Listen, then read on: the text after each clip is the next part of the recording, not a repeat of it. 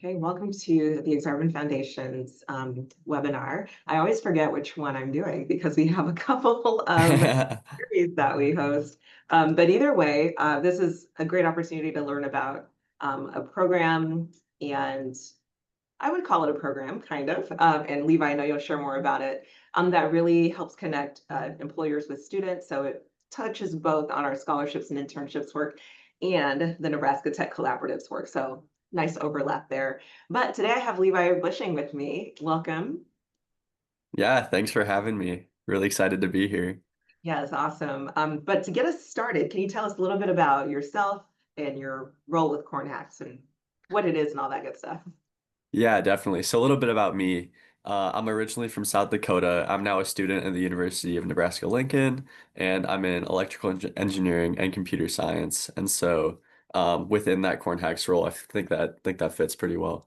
But I'm a senior right now, and then looking forward, I'm going to be looking at grad school to complete a PhD program, something robotics related. That's a have to start filling out applications now, but that's a little bit, up in the air a little bit. So and Yeah. then for CornHacks, I've been involved with the club for the past 4 years since I was a freshman, and now I'm the CornHacks president. And so, yeah, I can start by telling you a little bit more about CornHacks, I guess, if that would be Like maybe like good. what the vision of it was and over the last 4 years since you've been involved, how you've seen it evolve. For sure.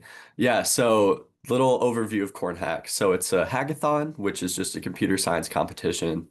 And how it works is that we give students a prompt. So for example, the theme this year is banana hacks. Take that as you will. It doesn't really mean a lot, but it's to spark the creativity for projects. And so students can form a team of up to 4 people, and they just make whatever project they want in this 24-hour period. And then at the end of that 24 hours, we have judges that vote on all the projects, find the best projects. And everything is paid for by university sponsors or like from industry through grants and stuff. So because of that, it's a really great opportunity for students to work with companies and companies to see what UNL has to offer for students. And really good opportunity for students as well because it's completely free, meals are provided. Um, yeah, and kind of the original vision for this was that this is something that happens a lot. If you think of maybe like California, like the startup culture there, it's very prevalent.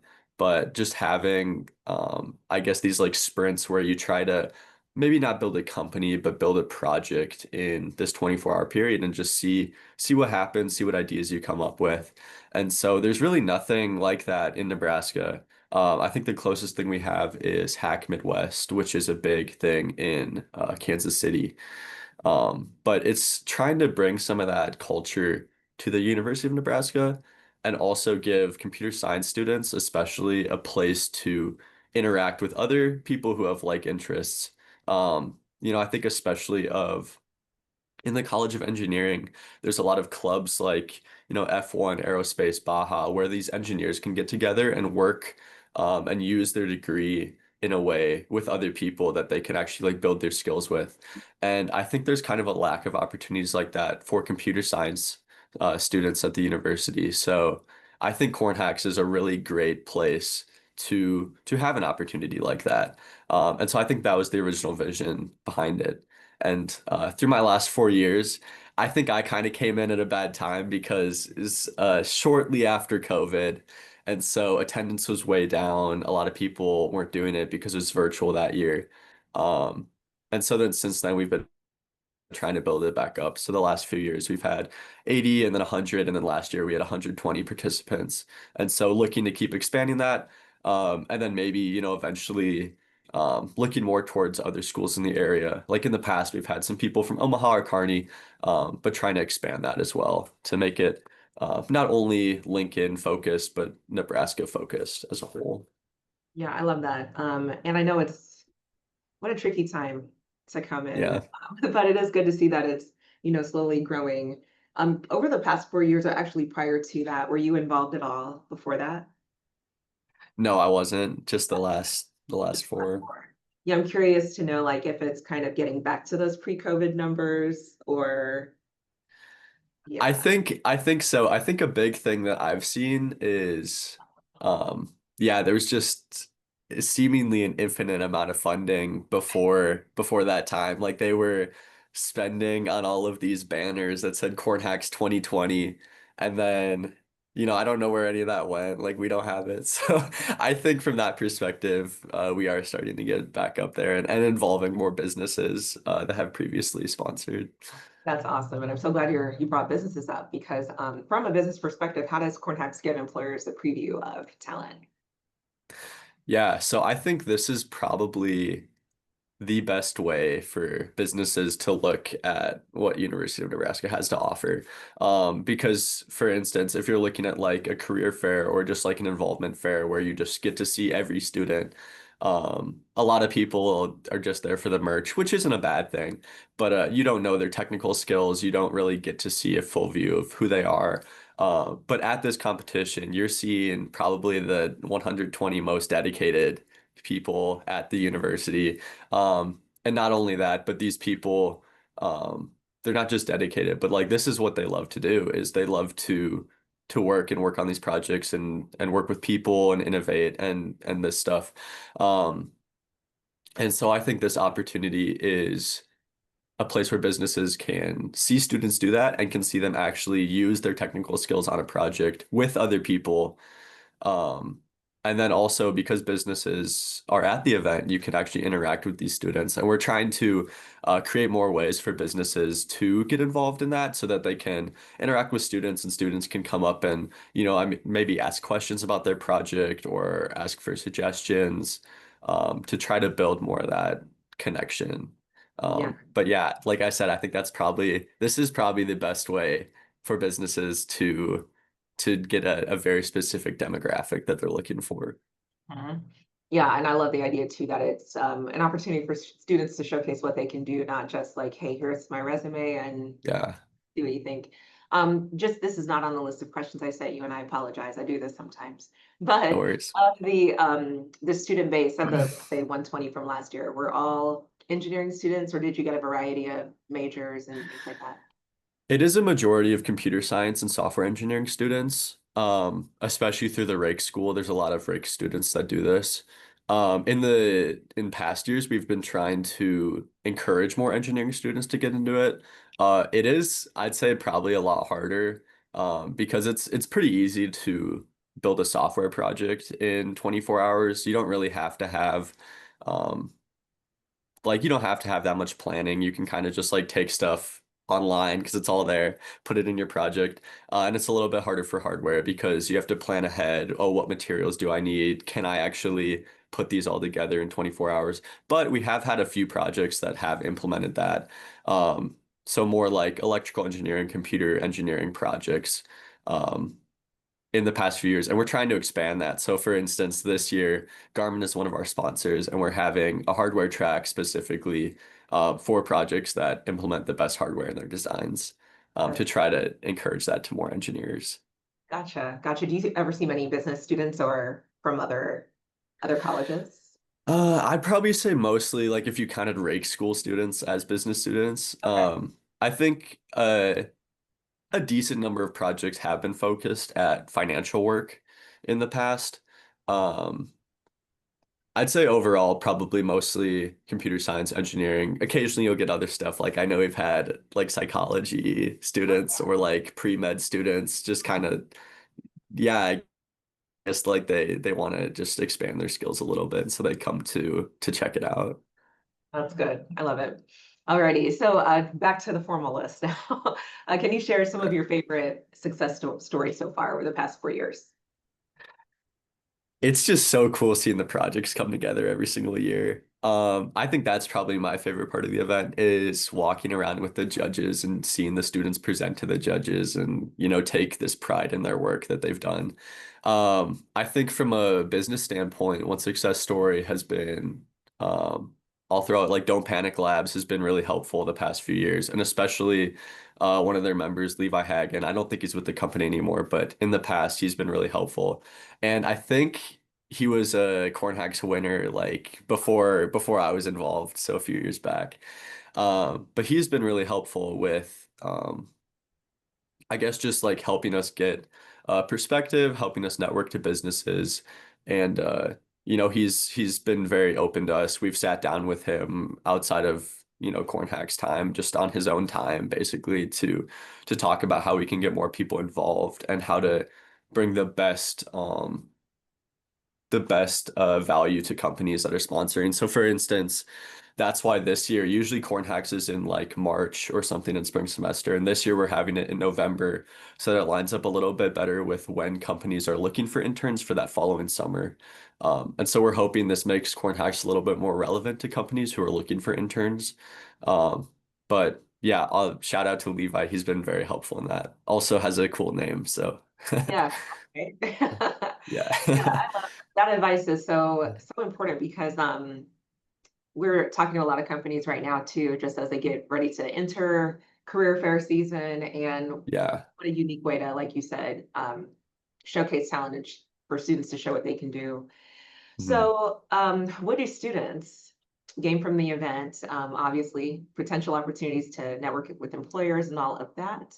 But what else do they gain from that? Yeah, I would say that's probably, I think it's cool to come together and build this project and get prizes and get free food and everything. I think that's awesome. But I think the biggest thing is networking with these companies, or at least networking with other students who have similar interests, and maybe forming connections with them for, oh, like maybe I didn't realize we had this shared interest. Let's explore this more together, like maybe even make a club about it. Work on a project outside of CornHacks time. So I think that's probably the most valuable thing. I think another thing that I learned, actually, I did my first hackathon over this summer. And it was a lot harder than I expected because you have to, form this whole idea and you have to do this stuff that you really haven't done before in class. So I think that's a really transformative experience, is going out of your comfort zone and using these tools you maybe have never used before and trying to scope out a project so that you're able to do it in this time, but also able to, get something that you can produce.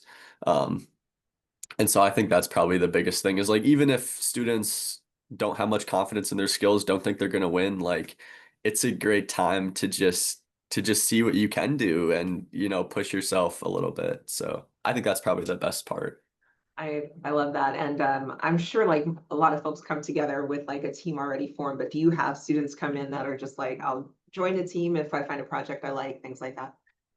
Yeah, and we try to have like the Friday before Corn Hacks, we'll have a little bit of time for students to come if they don't have a team and maybe talk to each other, try to form a project. I know 2 years ago, actually, there was a team of 4 people who didn't know each other, and they just showed up on the day of Corn Hacks, ended up joining in a project, and they got second place. That's So yeah, so it does work. Yeah, I'd say most people probably have a team beforehand, but yeah, it does work to just come in and find people. Yeah, I like that. Just showing that flexibility too, I think is a great skill set to have as a Yeah. professional. Um, cool. One other question I had, and I'm sorry I didn't ask this beforehand, but for Corn Hacks, is it a 24-hour hackathon or what's the duration? Yeah, it's about 24 hours. So we start I think when the portal actually opens is probably about like 23 hours, but yeah, pretty close. Okay, cool. Good deal. At the end of this, I want of the rundown of like what the beginning to end looks like. So I know you Yeah. intense. I did a 10-hour hackathon once, and that was intense. So, Yeah. and I wasn't even Oh my participating. gosh. I was just kind of hanging out. Yeah. Intense. Uh, But outside of brand visibility and all of that, what else do businesses get out of sponsoring and supporting Corn Hacks? Yeah, so like you said, brand visibility, looking at interns. I think another thing too that we're trying to expand on is having Corn Hacks work on, or sorry, having participants work on projects that are more closely focused with what businesses do. And so we have like smaller tracks. So we have our main theme, which is banana hacks, and they'll have smaller tracks that are a little bit more specific. I mentioned Garmin was going to be a hardware track, so that's a little bit like more tailored towards Garmin. Or like other examples is, the best project that uses Python, or most creative project, or like best financial project, something that goes along with businesses a little bit more. so that students can maybe even, I don't know about contribute, but maybe if businesses are like, hey, I've always wondered what it would look like to have a chat bot on my website for this. And like maybe students come up with a project and then companies look at it and they're like, wait, that might actually be kind of valuable to me. So like they don't have to go through and have their own workers do that. They can kind of outsource that a little bit and also see what students come up with.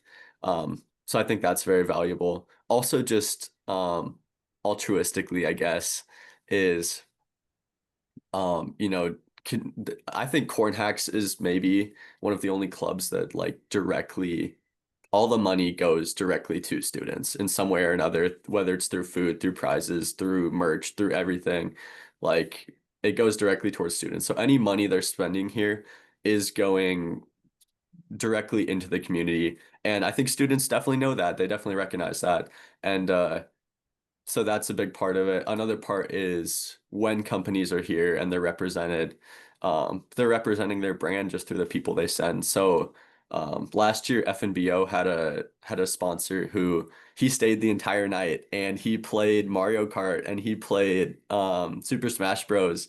In the tournaments that we have. And so I am completely convinced that if any of the hackers was looking at FNBO, they would remember, oh, like I remember that guy who, he was so cool. He came here and interacted with us like that. And so I think that's a like an invaluable thing that companies can't really get anywhere else.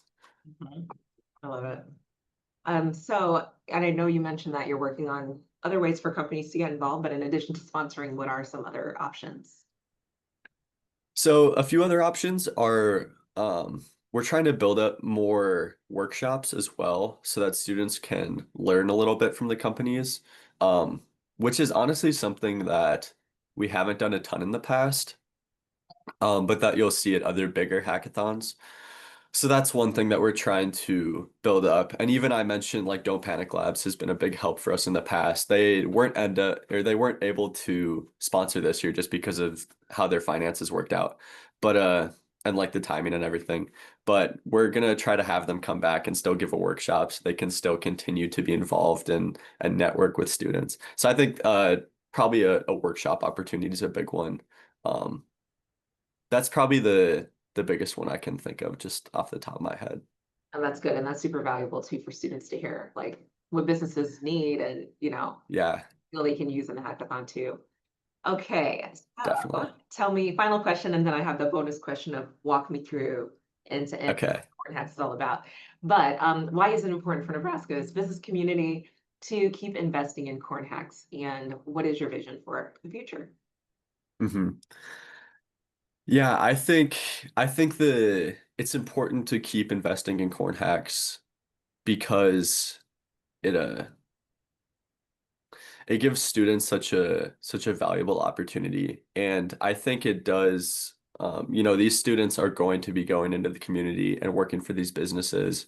And like I was talking about, I think this is such a transformative experience, helps people create bonds, helps people look at new tools that they've never used before. And so I think that will really, in the end, give value to the companies that they end up working for. Um, I think that's a big thing. Yeah, otherwise just keeping students engaged and giving them, yeah, some way to use their skills for a good purpose. Yeah, I think that's what students really want to see is like when I have my degree, what can I do with it? And like if they're seeing that, oh, this is giving me value and like this is fun, they're gonna be really excited to go into the workforce and work for these companies that are sponsoring them. So I think this is going to very directly impact the local Lincoln community. Um, like I mentioned, Levi Hagen from Don't Panic Labs was a former CornHacks winner, and now he's going and he's working in the community and he's not only giving value to Don't Panic Labs, but he's also helping us out again and spreading that in the community as well. Yes. And my vision for the future. Um, Honestly, CornHacks is at kind of a tough time right now because I'm going to be graduating this year, and one of the other past organizers, he's actually a master's student right now, but he's helped organize for the past 3 or 4 years as well. And so he's also leaving this year. So I think CornHacks is going to be left in a little bit of like a leadership gap. And we do have younger people in the club, but I don't think there's a lot of people who are really eager to take on leadership positions. So we're trying to look outside a little bit and look at what students are willing to kind of pick up the torch.